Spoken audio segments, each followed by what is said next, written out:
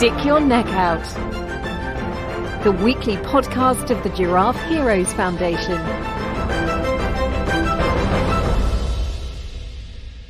Welcome to the podcast to restore your faith in humanity. My name is Jean-Pierre Aguiar Durañona. Today's podcast is not a podcast, at least not as you, dear listener, are used to every Tuesday. Today, we are bringing to you the latest event of the Giraffe Heroes Foundation as a podcast. Let me tell you what you are about to hear. Giraffe Heroes Foundation founder Tom Ammat is going to welcome you with a notion of what makes the work of this foundation. Afterwards, you're going to get an idea about the latest nominations, some insights about the people you got the chance to get to know better in this podcast in the weeks to come. As a key outcome of this event, there was an exclusive concert offered by Oganes Arustamov, one of our latest commended Giraffe Heroes, and Fuko Ishi. If you'd like to listen to this concert, I kindly invite you, after listening to this podcast of course, to just go to our YouTube channel, which you also find in our show notes, to lean back and enjoy this special interpretation. Okay, good evening everybody. Oh dear friends, welcome here. So we're gonna have some programs tonight. Before we talk about tonight's program, which is parallelly is this garden exhibition of Japanese porcelains, which is from the middle of 19th century. And then today, the next program will be that Thomas would like to elaborate a bit more on the giraffing.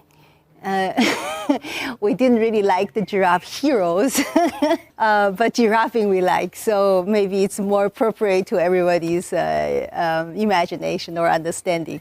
So in this case, Thomas would like to give a bit more thought or together with everybody. So that's going to be the next thing. And then afterwards is our great musicians is going to give us a concert, so we're looking forward to it.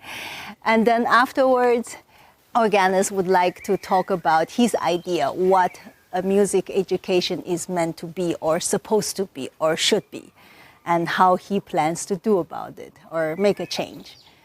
Okay, so now let's have Thomas to talk about the giraffe or the giraffing. Actually, I called this Thoughts from India.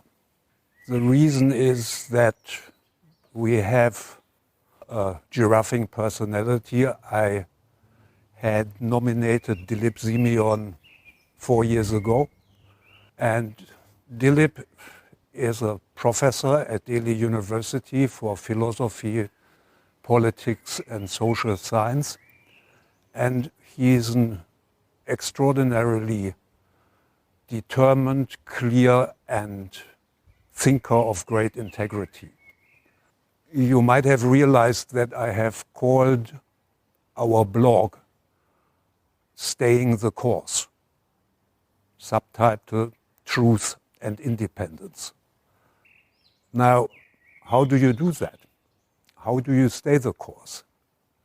How can you stay independent? What is the truth?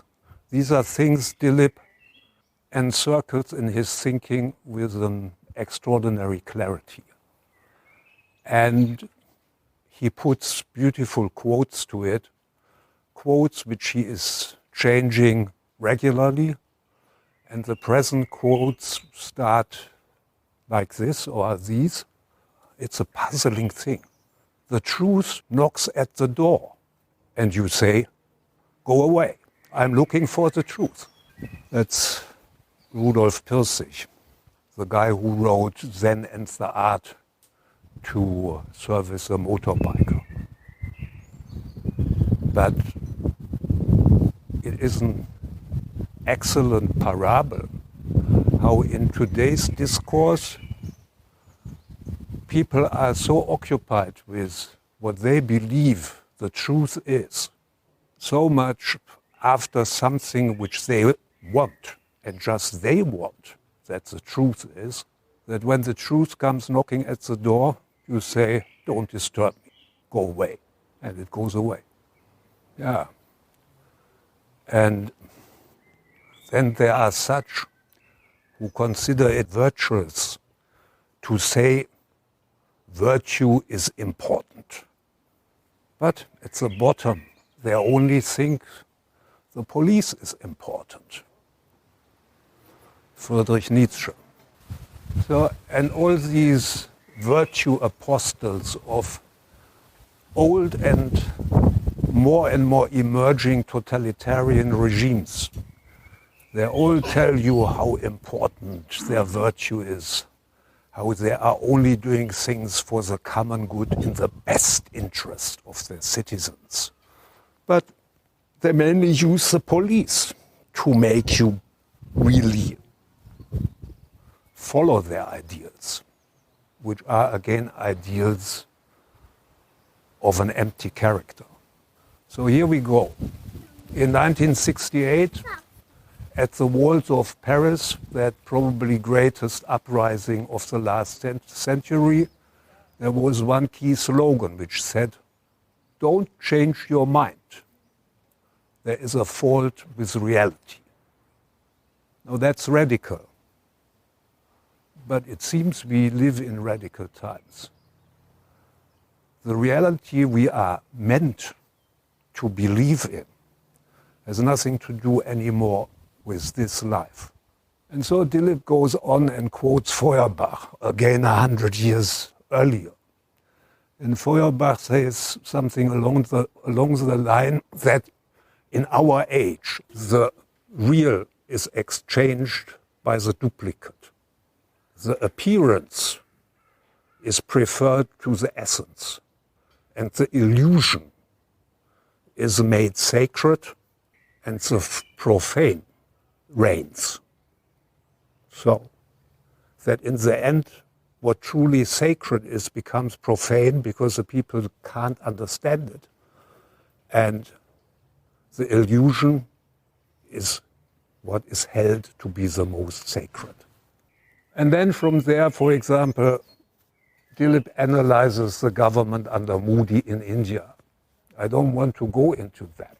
He then has another excellent quote, which I would like to read to you because it is so excellent. It's again from 1967, and Guy Debord, who explains that whole thing, what is going on today. And he is writing in 67, right, under the title of The Spectacle. Everything has to be spectacular. And that spectacle becomes the dominant guardian of society. Society of the spectacle. In societies where modern conditions prevail, all of life presents itself as an immense accumulation of spectacles. Everything that was directly lived has moved away into a representation, like a spectre, representation. The images detached from every aspect of life fuse in a common stream in which the unity of life can no longer be re-established. Reality considered partially unfolds in its own general unity as a pseudo-world apart and object of mere contemplation. The specialization of images of the world is completed in the world of the autonomous image, where the liar has lied to himself. Okay, we can easily think of the last American government, where the fake news was established as a truth against the news, and to do that, the liar had to lie to himself. The spectacle in general, as a concrete inversion of life, is the autonomous movement of the non-living. That way, of course, you are completely detached from life, therefore you are actually in a dead end. The society which rests on modern industry is not accidentally or superficially spectacular, it is fundamentally specialist. In the spectacle, which is the image of the ruling economy, the goal is nothing, development is everything. The spectacle aims at nothing other than itself. The spectacle is the existing order's uninterrupted discourse about itself, its laudatory monologue. It is a self-portrait of power in the epoch of its totalitarian management of the conditions of existence. The fetishistic, purely objective appearance of spectacular relations conceals the fact that there are relations among men and classes. A second nature, with its fatal laws, seems to dominate our environment. It's very theoretic or intellectual, but it's absolutely the case that over the last 18 months or so, we increasingly live in a detached mood of existence. And you only need to look at the psychiatric wards of the hospitals or the work of the psychologists to see what that means for the people who are actually forgotten in this spectacle. Though separated from what they produce, people nevertheless produce every detail of their world with ever-increasing power. They thus also find themselves increasingly separated from that world. The closer their life comes to be their own creation, the more they are excluded from that life.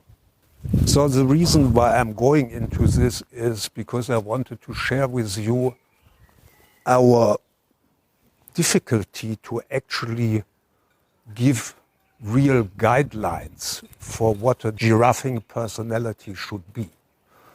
Apparently, the Americans use the simple word giraffe hero, which, however, if you go into the matter of that thing, is rather counterproductive than helpful. Because heroes you see on television, and what you see on television mostly is exactly what is not heroic. You know what I mean?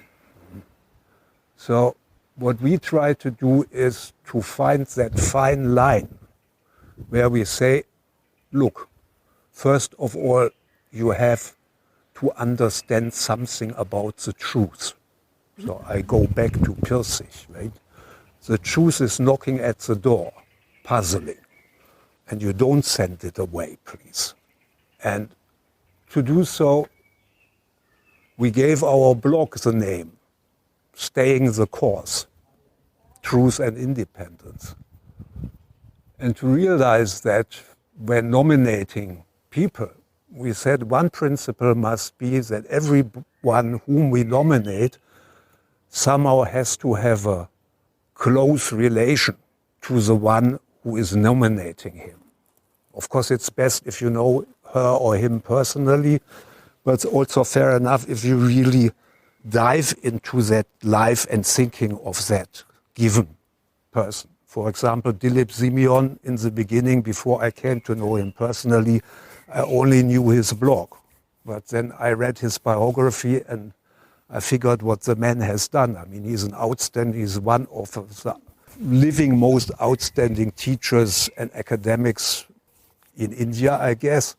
But he's also a really courageous person of social justice.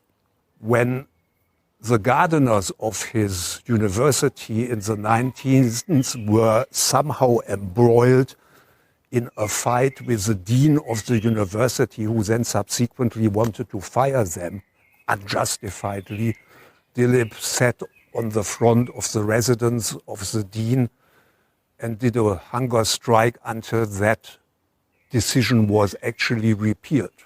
However, the result was that afterwards, someone sent the thugs after him who beat him up, so he had to be hospitalized for 1 week or two or longer. So that didn't change his course, right? So we have received a lot of nominations over the last 2 months. I read you the list, or maybe I don't do that, because these nominations are in all fields: medical, legal, political, media, but they consist of names. These names are partly very famous at the moment, partly less famous, but for sure there are probably great personalities behind these names.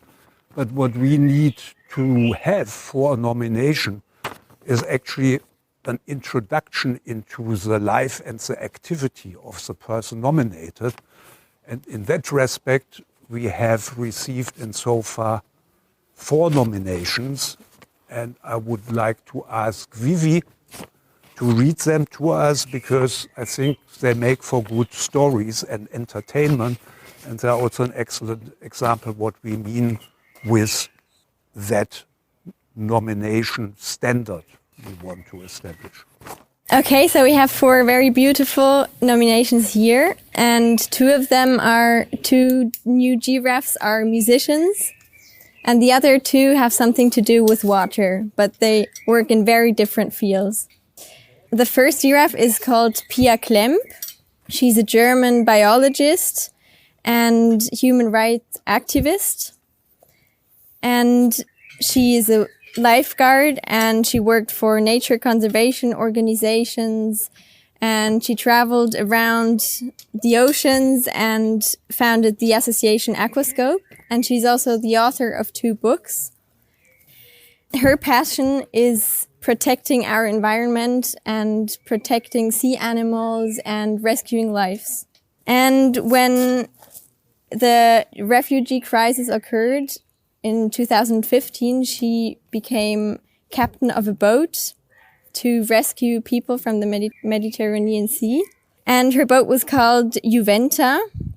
With this boat, and with her crew, of course, they rescued a lot of people. But then she got accused by the Italian government. She got accused for human trafficking.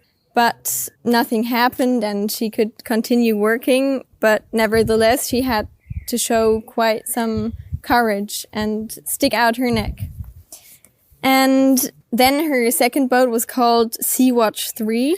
But then another government, they tried to take the boat away and to forbid the rescuing people there.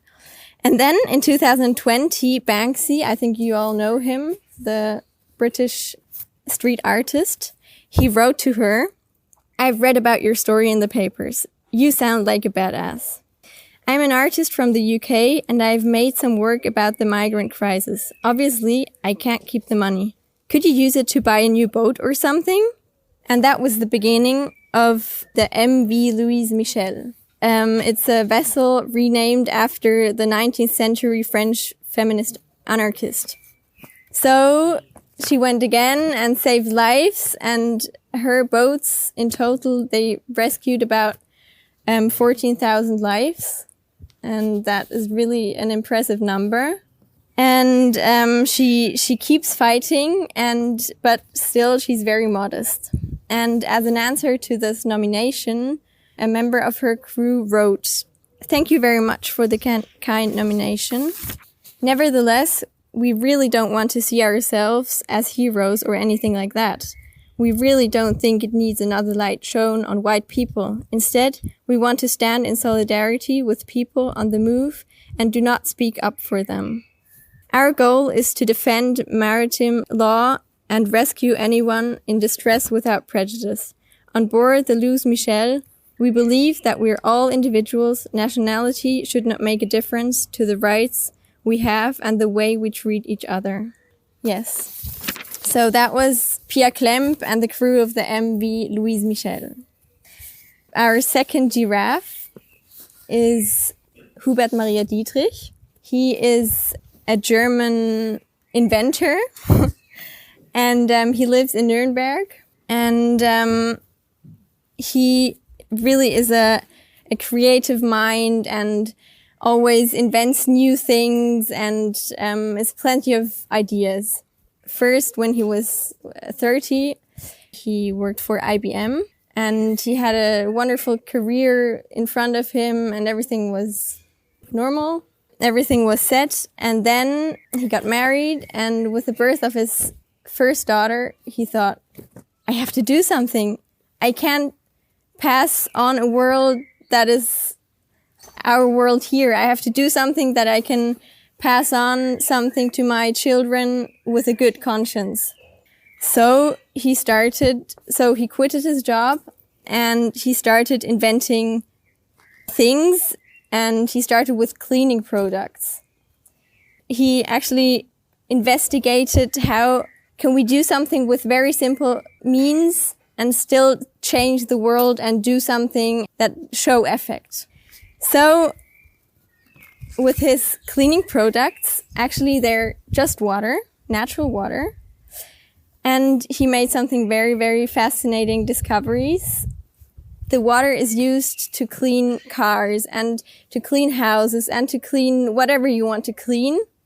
But then he discovered that with this water, it can be even used in the medical field. And he started collaborating with doctors. And he also discovered that this water, and he has a very special technology to produce that water. But it's 100% natural and without a drop of chemistry. And now there is an agricultural project going on.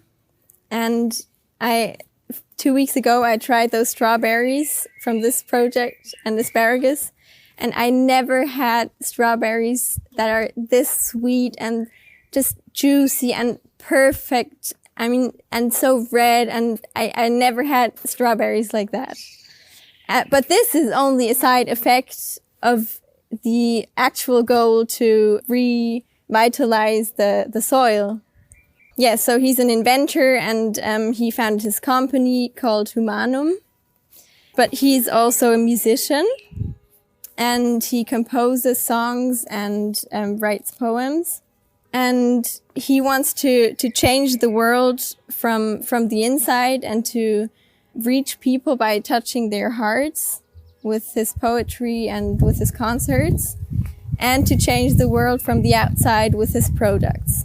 Our third giraffe is called Kadour Haddadi, and his band, because he's a musician, his band is called Les Saltimbanques. They're a French band, and they got very famous because of their song from this winter. The song is called Danser encore. And the ones that know the video, they start playing, and it's full of joy and of happiness, and they're men and women and children and young people and old people, and they just dance and are happy that they're alive. And they're coming more and more and more people. And this video actually became quite well known, and there were several flash mobs in many cities all around the world. And so that's his kind of activism. And I will just read a part of the nomination. The song criticizes with much irony, but also clear words, the restrictions imposed by the governments, which led in particular to the closure of cultural venues. The lyrics are appealing, ironic, elegant. The melody is very catchy. The sound of the instruments and the vocal power impressive. In the dance, one recognizes the common joy of movement and also of touch and closeness. Not least probably because this has been impossible for quite some time. The mastermind behind the artist collective HK et les Saltimbanques is Kadour Haddadi, known as HK. HK is the son of an Algerian immigrant who is known in France as a classical left-wing singer-songwriter with ties to the labor movement. Yes. And now our fourth giraffe is a musician as well. He's called Quentin Dujardin, and he's a Belgian guitarist, a classical guitarist. And he started playing when he was a child, and he was introduced to classical music by his father and studied in Belgium. And gave many concerts, and then he became sort of a modern-day nomad and traveled only with his guitar and gave concerts and played together with the people all around the world. So he also tried to reach people, and no matter which color, which nationality, which language, which religion, and just try to give them happy moments and to open their hearts. And he was a voyageur in the outside world, but also in the landscape of sound and emotion. And what is very touching about him is that he has this total devotion to his art, and that he just wants to give it to the people, and he spends his whole life doing this. And of course, for him, it was an absolute catastrophe, this corona crisis, because he couldn't travel anymore. There were no cultural events anymore, and you all know the scenario. And so part of the nomination says, in his eyes, sharing his music is a religion. Deprived of his art for almost a year, Quentin Dujardin decided on February 14, 2021 to give a concert in a church, respecting the strict conditions imposed on worship. All the legal consequences were thoroughly considered. A few days before the concert, the police called him and threatened to arrest him and to impose a fine of 11,000 euros on him and the organizer. When he replied he would give the concert anyway, the baffled policeman, who realized that this concert was in the first place a political action, started to dialogue. In the end, the policeman and the guitarist agreed on the following scenario. Dujardin would be allowed to organize the event. The public would be limited to 15 people. Journalists and the camera would be granted full access. Then Dujardin would play one piece of music, after which the police would stop the concert, asking the guitarist for his identity card. The guitarist was summoned to court a few weeks later and was fully acquitted. The judge said that it's illegal and discriminating to allow religious services for 15 persons, but to forbid concerts for the same amount of people. So then he went on playing concerts and just being active, and even if the police still threatened him, he just went on to bring joy to people's lives. Yes, that were the 4 giraffes. And I think now we'll go on to another musician giraffe. Yes.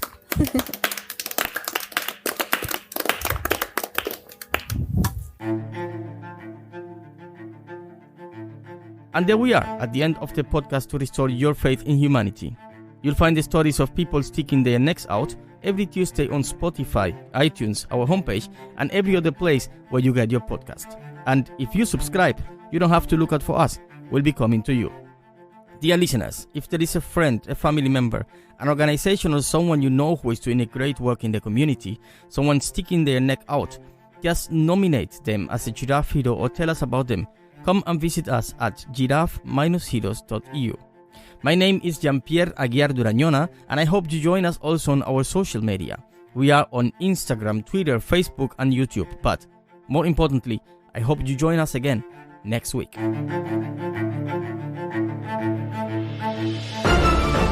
Stick Your Neck Out, the weekly podcast of the Giraffe Heroes Foundation.